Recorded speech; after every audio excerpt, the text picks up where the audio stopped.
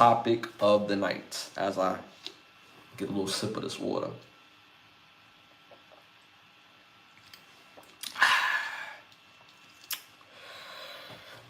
Shedeur Sanders makes his debut, y'all.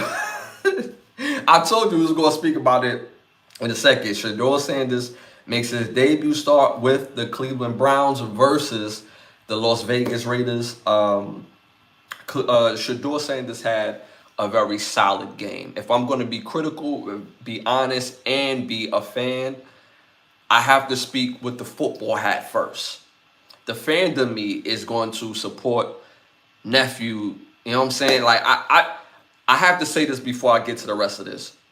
If you from the culture and you don't root for Shedeur, get away from me.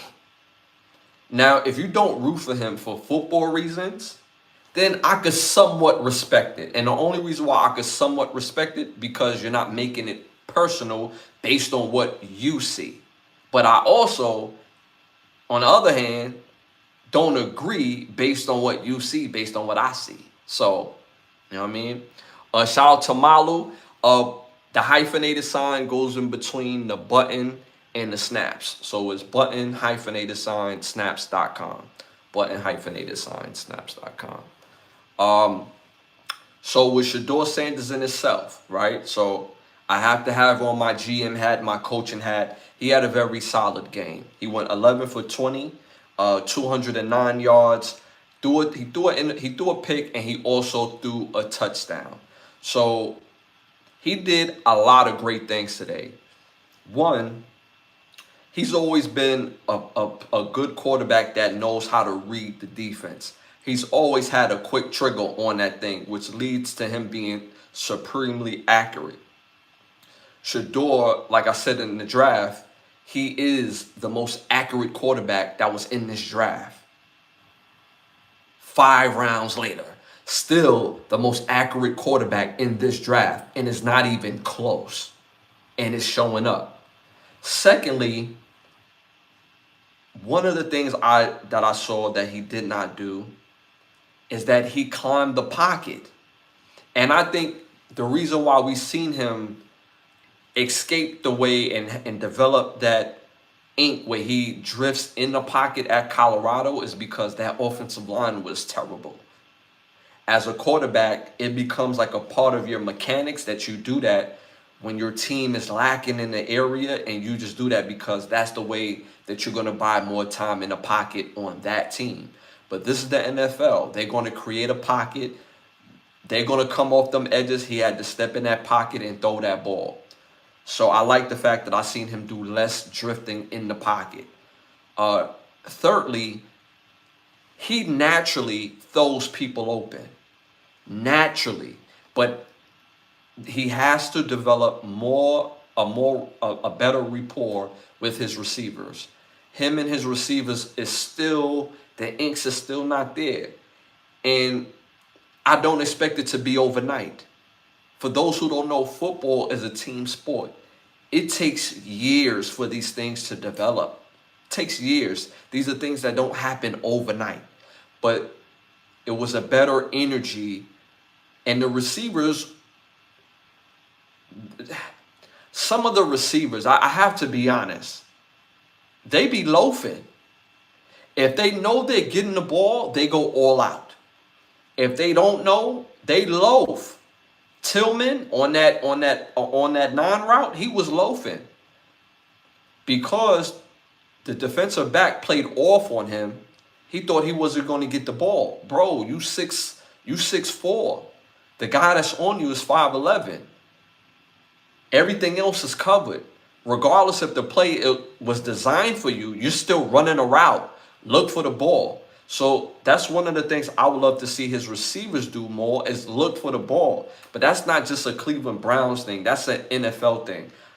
All across the field, all across the league, I'm seeing receivers running routes without looking for the ball. It's like playing college football at somebody's home field with the squiggly lines, and the receivers is running routes without looking for the ball. Like, what do they do that at? Like, ever since you was in high school, when you break the line, regardless of what route it was, you're looking for the ball. You turning your head around as fast as possible because you're looking for the ball. When a receiver runs routes without looking for the ball, that means he's afraid. He's afraid of getting hit. He's seeing ghosts out there. And that's very unreliable for a quarterback, especially a young quarterback. Another thing that I like what I saw out of Shedeur, obviously, is his ability to break the pocket. He looks faster in the NFL than he did at Colorado. So when he breaks the pocket, he's a factor in the running game. I won't say the running game, but in extending plays and getting first downs, that's a hindrance for a defense. So I love the fact that I seen that out of him today. The biggest thing that I love is that the team, it feels different when he's in there. They feel confident. They play with a level of confidence that you didn't see prior. So I love the fact that we're seeing more and more. And this is only 1 week of practice. We have to continue to let him develop. We just watched a cycle of other quarterbacks develop, like Caleb Williams. He's still developing, but he didn't look great first 2 years. Now he's looking like somebody that could be a great quarterback, right? Even though he had unbelievable talent, right? Same thing with Bryce Allen with Colorado. He was somebody that Colorado was like, I said Colorado, Carolina was looking to get rid of at the end of the season. And now, again, he's still having his struggles, but he's still developing and he's kind of turning the corner for the best.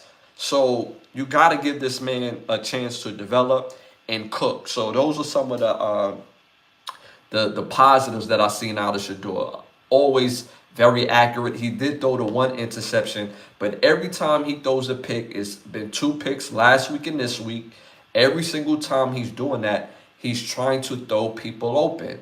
Now, in this particular game, he's trying to throw the receiver open. It was just a bad read. He read it wrong, and the defense did a great job in tricking him. Did a great job. And those windows closed super duper fast. There was also another play where he had open, but that window closed fast, and he didn't throw the ball, and that worked out because if he'd have threw it, it would have been a second pick. So I'm loving the fact that he's learning week by week, and we got to let this young man cook. So shout out to Shedeur. Like I said, he had a solid game, and I think he could have had a better game if they would have utilized him more on the goal line. Instead of having a touchdown, he could have had 2 to 3 touchdowns. There was another play where he threw the 40-something yard bomb to Isaiah Bond, and he catches it, but he falls on the 1 yard line. It's like, yo, bro, be an athlete. Keep your feet and take that thing into the end zone. There was another play with Jerry Jeudy. He hits him on the dime going across, and Jerry Jeudy, he dancing and ends up, getting it stripped out. So, but I like how Cleveland is progressing. I was always of the mindset that Cleveland was a quarterback away from being a very good team. That defense is scary. I told y'all, Mr. Mason Graham was the answer. I told y'all this. Y'all like, oh, who big boy? He don't even look like he tough. That's my Michigan guy. Mason Graham he's a difference maker, and now you got Myles Garrett on the outside. You see how that defensive line looks unblockable. I mean, and the other, like this rookie class of Cleveland, I honestly believe they have the best rookie class all year. They have the best rookie class of this season, for sure. For sure. Their 2 running backs is doing their thing. Simpson had the long catch by Shedeur. You know what bro from Ohio State is doing, the running back. Why's his name escaping me right now? But he's been doing his thing. Junkins, he's doing his thing. Schlesinger, the defensive linebacker, the outside linebacker, and Mason Graham doing this thing. And now, if you have Shedeur doing how he's doing and continue to get better, you had the best draft. And the reason why I can't include Isaiah Bond in that is because he was undrafted. But this year's rookie class has to go to the Browns organization. Can the Browns not be the Browns and Browns this thing? Can y'all actually be a good organization and continue to develop this young talent and grow with this young talent? Don't mess this up. Don't mess this up. Y'all mess this up.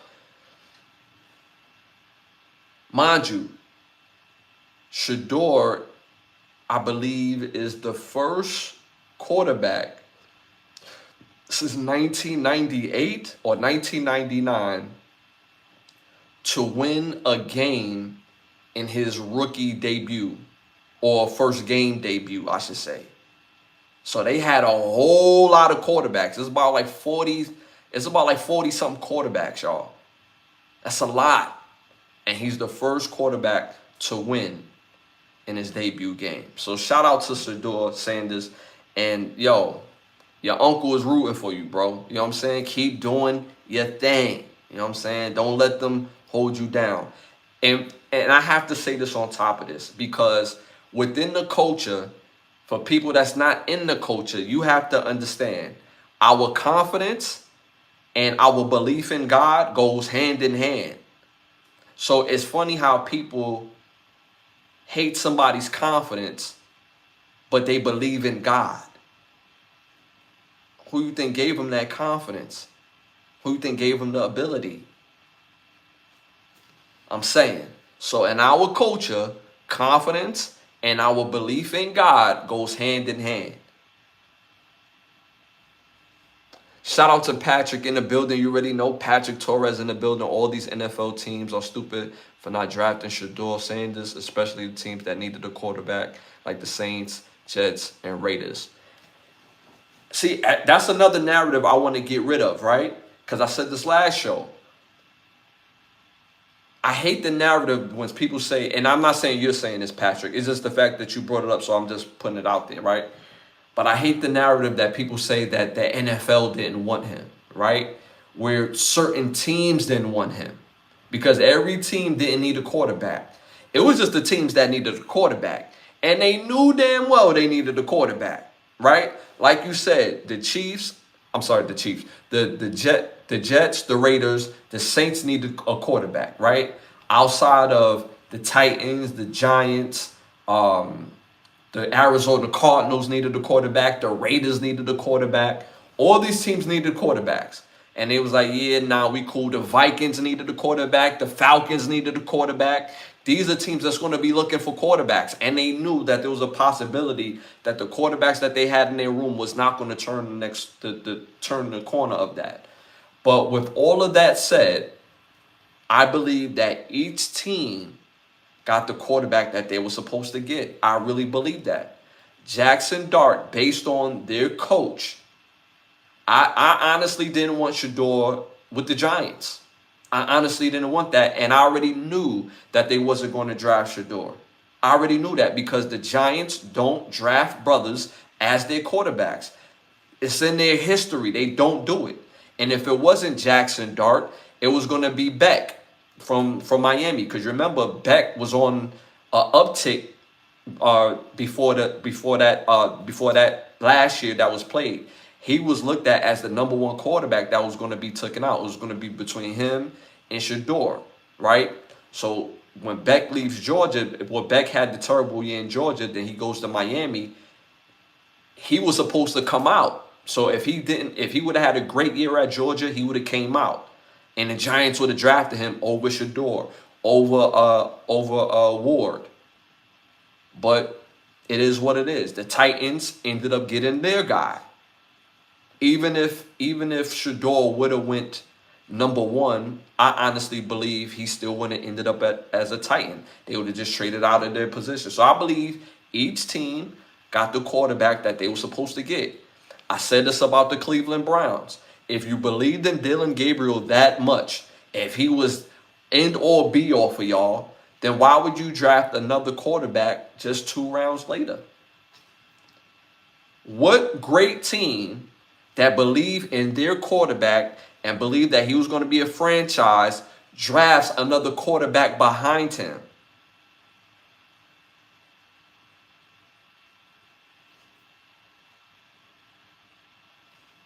You don't see it. How many quarterbacks in that same draft did the Ravens draft after they draft Lamar Jackson? How many quarterbacks did the Buffalo Bills draft after they draft Josh Allen? Chiefs with Patrick Mahomes. I could go on and on. So again, it tells his own story, right? So I honestly believe that Shedeur is where he's supposed to be. The only other team that I would like to see him more than the Browns, honestly, I think it would go crazy if he was with the Jets. And most importantly, is the Cowboys. I'm just saying. If Shadeur's with the Cowboys, he's from the Dallas area, that marketing machine, it'll go crazy. But he's at where he's supposed to be at right now. And he's going to continue to do his thing. So I'm glad that he's proven himself right just by playing good, just by playing solid. And he's going to have these moments before the end of the season where he's going to have a crazy game. He's going to have an outstanding game. So shout out to Shedeur Sanders regarding that. Shout out to Patrick for that comment, by the way, too. Shout out. And shout out to Malu. Yes, that's the exact website. I know there's nothing about sports, but I'll let you guys be the judge of that 100%. Shout out to Malu. All right, y'all, moving on to our next hot topic. 84% of the Billboard Global 200 songs all are viral on TikTok before